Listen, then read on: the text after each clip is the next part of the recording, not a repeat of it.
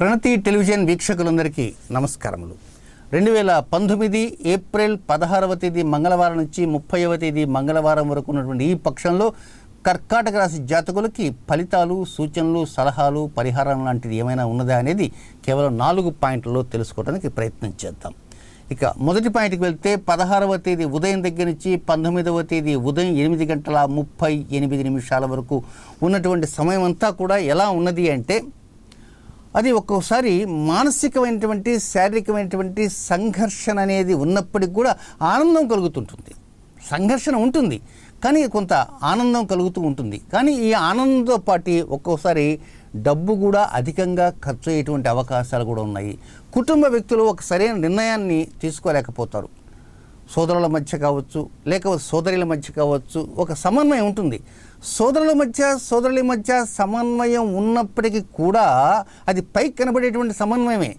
కానీ కుటుంబ వ్యక్తుల మధ్య మాత్రం ఒక నిర్ణయాన్ని ఏకాభిప్రాయంగా తీసుకోవటానికి మాత్రం అవకాశం అనేది కనపడకుండా ఉంటుంది.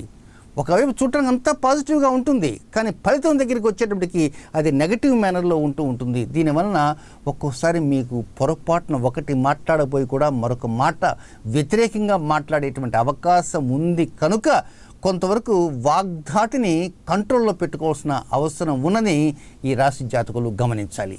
ఇక రెండవ పాయింట్, 19వ తేదీ ఉదయం 8:38 నుంచి 23వ తేదీ సాయంత్రం 5:17 వరకు ఉన్నటువంటి ఈ సమయం అంతా కూడా వ్యాపారం కానీ, ఉద్యోగం కానీ, లేక నిరుద్యోగులు కానీ, సంతాన విషయాల్లో కానీ, వాహన విషయాల్లో కానీ కొన్ని జాగ్రత్తలు తీసుకోవాలి.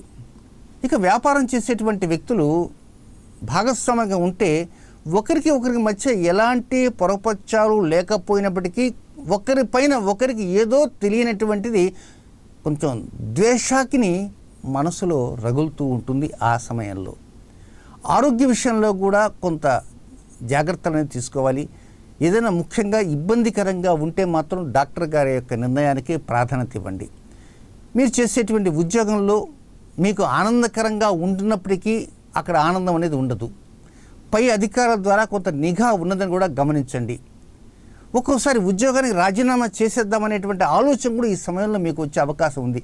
ఈ ఉద్యోగానికి రాజీనామా ఇచ్చేదానికంటే కూడా హాయిగా ఇంట్లో కూర్చొని ఉద్యోగం లేకుండానే ఉంటే ఎలా ఉంటుంది అంటే, రాజీనామా ఇవ్వకుండా ఇంట్లో కొంతకాలం పాటు సెలవు పెడితే ఎలా ఉంటుంది, రాజీనామా ఇచ్చేసి ఉద్యోగానికి వెళ్లకుండా ఇంట్లో ఉంటే ఎలా ఉంటుంది, అసలు రాజీనామా ఇచ్చేసి ఉద్యోగం లేకుండా వ్యాపారం చేస్తే ఎలా ఉంటుంది, ఇది చేస్తే ఎలా ఉంటుంది, అది చేస్తే ఎలా ఉంటుంది, హోలు మొత్తం ఎలా ఉంటుంది, ఇలాంటి రకరకమైనటువంటి ఆలోచనతో మనసంతా కూడా కొంత కుస్తీ పడుతూ ఉంటారు.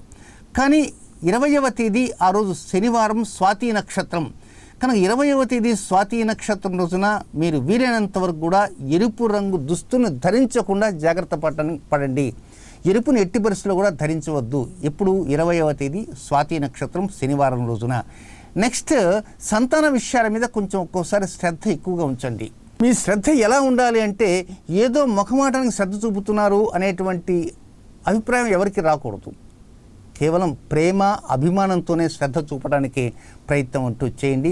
ఒక్కోసారి సంతాన విషయాల మీద కొన్ని నిర్ణయాలు అనేవి మీ దృష్టికి వారు తీసుకొని వస్తే ఆ నిర్ణయాల మీద కొంచెం లోతులకు పరిశీలించి సరైనటువంటి ఖచ్చితమైనటువంటి నిర్ణయం కూడా తీసుకోండి. కొంత డబ్బు ఏదైనా అవసరం అంటే అలా డబ్బును కూడా ఖర్చు పెట్టడానికి వెనుకంజ వేయకుండా ఉండడానికి కూడా ప్రయత్నం చేయాలి ఈ రాశి జాతకులు.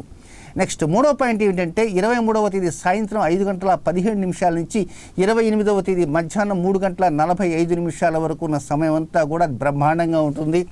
భార్యాభర్తల మధ్య కావచ్చు, లేకపోతే ప్రేమికుల మధ్య కావచ్చు, వివాహం కాని వారికి శుభకరమైన వార్తా శ్రవణం కావచ్చు, ఇక రుణబాకీలు లేకుండా ముందుకు దూసుకు వెళ్ళాలనేటువంటి వారి విషయంలో కావచ్చు, రుణం కోసం పరితపించే వారికి కావచ్చు, మొత్తం మీద సమయం అంతా అనుకూలంగా 70% అనుకూలంగా ఉంటూనే ఉంటుంది.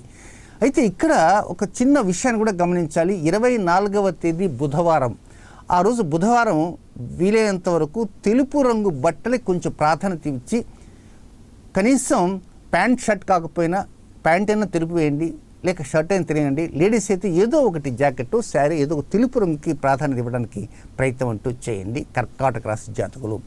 ఇక చివరిగా 4వ పాయింట్ ఏంటంటే 28వ తేదీ మధ్యాహ్నం 3:45 దగ్గర నుంచి 30వ తేదీ అర్ధరాత్రి వరకు ఉన్నటువంటి సమయం అంతా కూడా అది పరిపూర్ణంగా అనుకూలం కాదని చెప్పాలి. ఏదో గడిచిపోతుంది. 28 మధ్యాహ్నం 3:40 నుంచి ఎప్పుడెప్పుడు నెలాఖరి వెళ్ళిపోతుందా, ఎప్పుడెప్పుడు మే నెల 1వ తేదీ వస్తుందా అనేటువంటి రీతిలో గడిచిపోతుంటుంది. సమయం గడుస్తుంటే ఇంకా గడవలేదా, ఇంకా రోజు తెల్లవారలేదు ఏమిటి, ఒక గంట కూడా ఒక యుగంలాగా మారినట్లుగా అనిపిస్తుంటుంది.